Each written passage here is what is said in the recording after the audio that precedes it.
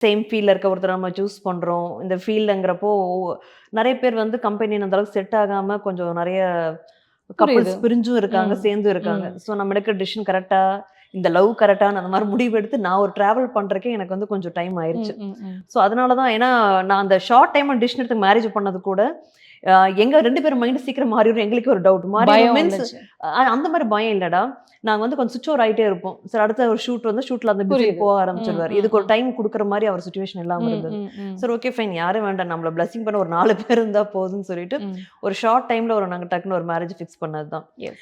இப்ப கூட வந்து நீங்க சொன்ன மாரி ஒரு ரிவைண்ட் பண்ணி பார்க்கணுன்ட்டு இப்ப ரீசென்ட்டா ஒரு 10, 15 டேஸ் முன்னாடி ஒரு டிராவல் போயிட்டு வந்தோம் ம். மைசூருக்கு. ஆ. சேம் அதே கோயில் போயிட்டு பாப்பாவ வச்சு அந்த பிளெஸ்ஸிங்லாம் வாங்கிட்டு, சேம் அதே ஹோட்டல், அதே நைஸ், அட்மாஸ்பியர்.